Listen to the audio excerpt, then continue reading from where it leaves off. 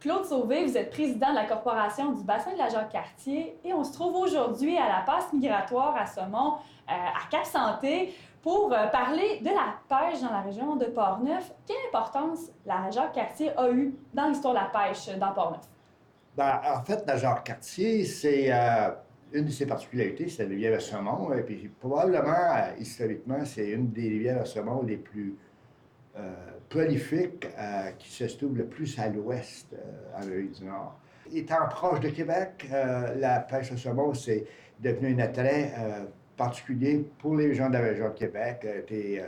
D'abord, les militaires se sont emparés de la pêche au saumon un petit peu. Ensuite, on a eu M. Boswell, qui a eu la fameuse bière Boswell à l'époque, qui a essayé, qui a acquis, en fait, il a essayé d'acquérir des propriétés pour exercer la pêche. Il y a M. Nettle qui a établi la première pisciculture au Québec, d'ailleurs, pas juste à Québec, mais au Québec. Ça a eu des hauts et des bas, comme plusieurs endroits au Québec ou ailleurs. Il y a eu de la surpêche. À un moment donné, il y a eu abus un peu de cette ressource-là.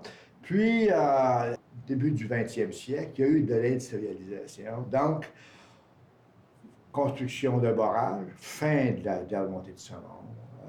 Donc là, il y a eu un déclin important du saumon. Avant la construction du barrage, il y a eu un déclin qui était dû essentiellement à la surpêche. C'était très populaire, tout le monde le pêchait ici. C'est ça, puis on essayait de garder le monopole de la pêche ici, puis bon, c'est devenu un endroit très privilégié pour les gens riches qui venaient pêcher ici. Bon. J'oublie, les Autochtones la pêchaient depuis longtemps. Depuis longtemps, pas mal, ils connaissaient ça. Et ils la pêchaient plus en haut de Pont-Rouge, qui est à peu près 15 km d'ici, en amont. Ils la pêchaient plus à ce moment-là, en amont, alors que les Européens, nos ancêtres, ont plus été présents dans la partie aval, la partie de Pont-Rouge.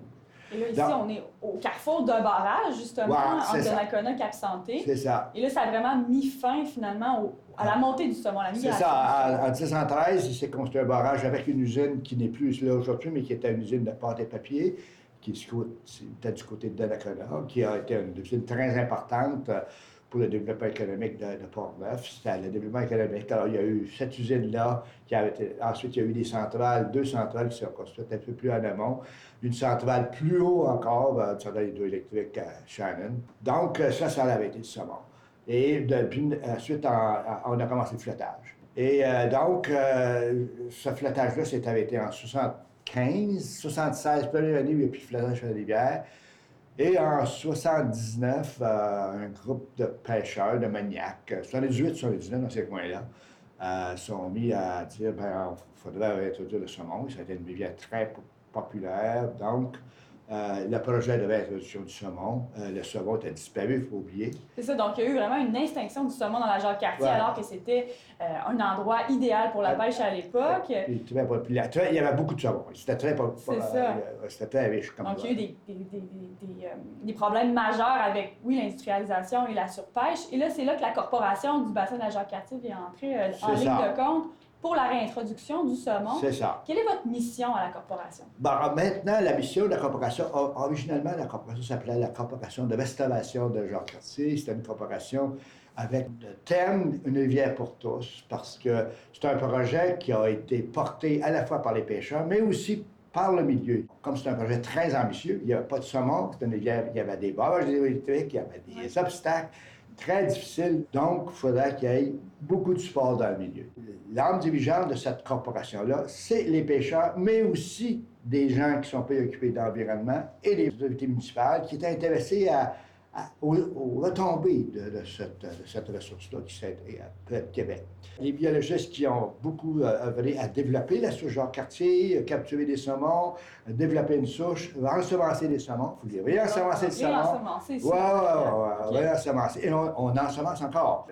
On transporte le saumon parce qu'il y a un obstacle naturel à 15 km qui s'appelle Gorge-des-Ries à Pont-Rouge. Et il y a 2 barrages en amont de ça. L'obstacle naturel était là de longue date, mais avec le flottage, on a comme adouci les parois de cette gorge-là, qui est une gorge assez dangereuse, il y a beaucoup de courant.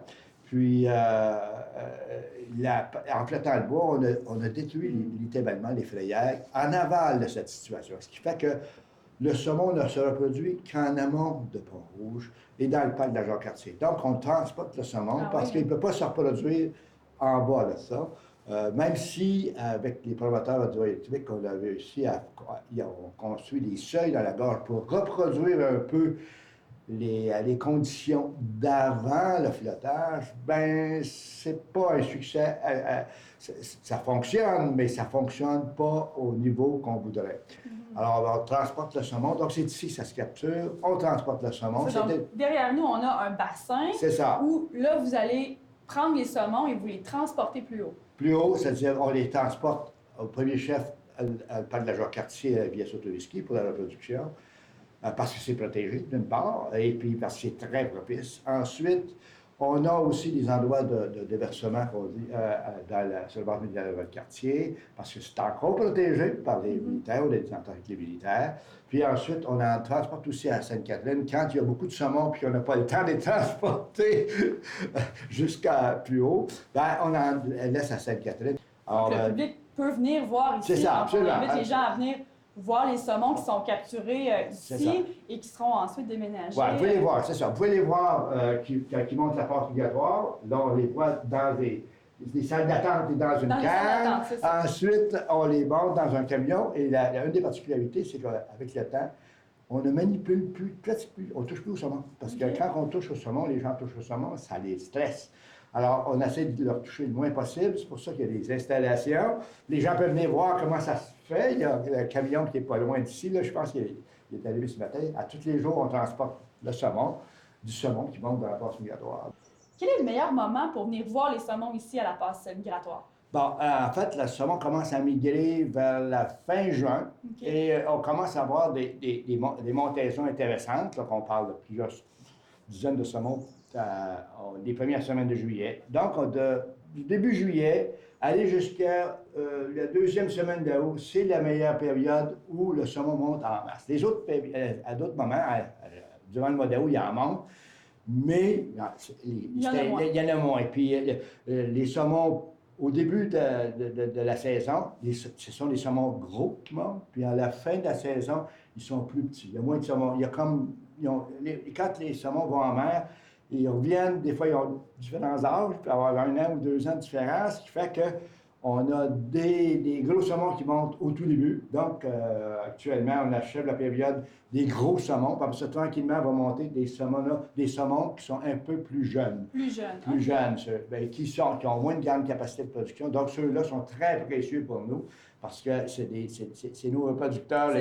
C'est la relève. Oui, très important. Oui, c'est ça. Bien, merci beaucoup, M. Sauvé. Donc, on invite les gens à venir découvrir la passe migratoire. Absolument. Merci. Puis toute l'histoire du saumon sur la Jacques-Cartier. Tout à fait. Vraiment fascinant. Merci. Merci encore.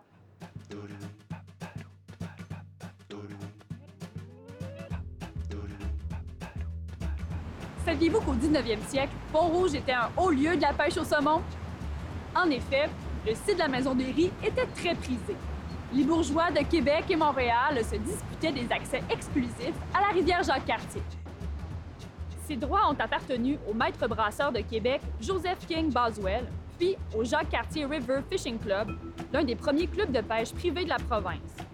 Ce contrôle des fosses à saumon empêchait les résidents de pêcher entre le pont d'Erie et l'île aux raisins. Le site de pêche d'Erie était tellement important que la première pisciculture au Canada, établie par Richard Nittles sur la rue Sainte-Ursule à Québec en 1857, utilisait les œufs de truite et de saumon provenant de la rivière Jacques-Cartier. Le monopole des clubs de pêche privés prit fin en 1913 par la construction d'un barrage à l'embouchure de la rivière par la Donnacona Paper. Cette industrialisation de la rivière a été le coup de grâce du saumon dans la Jacques-Cartier. Dû à la surpêche, au barrage et à la drave, il s'est éteint. Sa réintroduction et sa protection se fait progressivement depuis plus de 40 ans via des organismes tels que la Corporation du bassin de la Jacques-Cartier.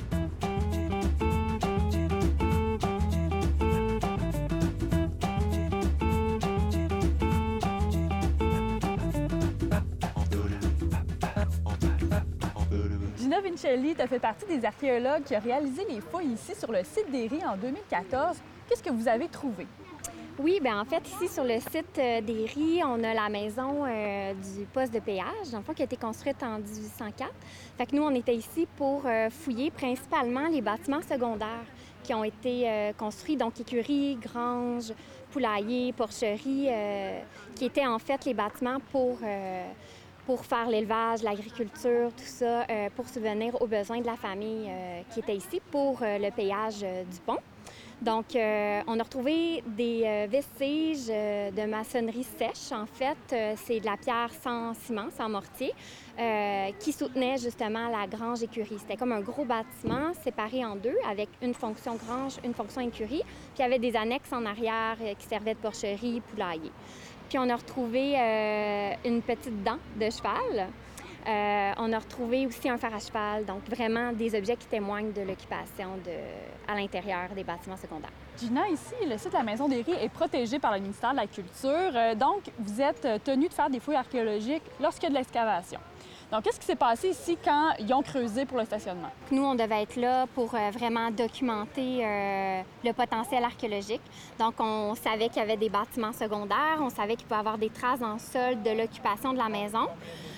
Donc, on est allé vraiment doucement avec l'excavateur mécanique qui était là pour faire les travaux. Donc, on est allé vraiment doucement enlever la surface pour vraiment y aller couche par couche pour bien séparer les périodes, pour y aller vraiment selon la stratigraphie. Donc, on enlevait les couches les plus récentes, vraiment couche par couche pour bien aller récupérer les artefacts, puis que les objets gardent leur contexte archéologique par période. Okay. Puis, parlant les différentes périodes que vous avez ciblées, que vous avez trouvées, est-ce qu'il y a des différents artefacts? Comment ça se décrit dans le sol, ces couches-là, finalement? Bien, en fait, on a toujours du plus récent au plus ancien. Donc, en surface, on va avoir des artefacts qui témoignent plus de l'occupation récente, donc des objets qui ressemblent plus à ceux qu'on utilise encore aujourd'hui. Puis plus on avance dans notre fouille, plus on va dans les couches plus profondes. Là, on a des artefacts plus anciens qui témoignent plus de l'occupation ancienne des lieux. Donc là, les artefacts vont être plus vieux. Dans le fond, on va voir que c'est des céramiques plus anciennes qui viennent d'Angleterre, par exemple. On va pouvoir, selon le décor et tout ça, les dater précisément. On va retrouver aussi des clous qui sont plus anciens, des clous forgés par rapport aux clous préfilés qui sont ronds, comme ceux qu'on utilise encore aujourd'hui. Et là, ici, le site des Ries a eu plusieurs fonctions. Le site à péage, c'était la première fonction. Ensuite de ça, ça a été très populaire pour la pêche. L'armée britannique, entre autres, les officiers venaient ici pêcher. Des Américains également, un site de pêche très prisé pour le saumon. Est-ce que vous avez trouvé des choses en lien avec ça ou ça serait encore à trouver? Ça serait encore à trouver. En fait, nous, on était plus en lien avec l'occupation historique de la maison. Par contre, en faisant des fouilles ailleurs sur le site, parce que là, on a juste investigué une petite zone, donc il reste encore énormément de potentiel. C'est sûr qu'on pourrait retrouver des artefacts qui témoignent de l'utilisation des lieux comme lieu de pêche, puis pas juste à l'époque britannique, aussi depuis des milliers d'années avec les Amérindiens qui pratiquaient la pêche ici aussi. Oui, donc il y a encore plusieurs choses à découvrir. Et aujourd'hui, il y a une activité justement de démonstration archéologique. Qu'est-ce qui se passe à la Maison des Ries? Oui, aujourd'hui, dans le cadre du mois de l'archéologie, on est au mois d'août, donc c'est le mois de l'archéologie partout au Québec. Ici, à la Maison des Ries, on fait une activité en lien avec l'archéologie. On va expliquer justement les fouilles qu'on a faites, les résultats. Puis on va faire des activités aussi avec la culture matérielle. On a apporté des vrais artefacts. Les gens vont pouvoir se familiariser avec les objets témoins des gens qui ont occupé les lieux ici sur le site. Merci beaucoup, Gina, et on souhaite que d'autres projets de fouilles pour nous révéler toutes sortes de secrets autour de la page du site. Merci beaucoup et bonne journée de fouille. Merci.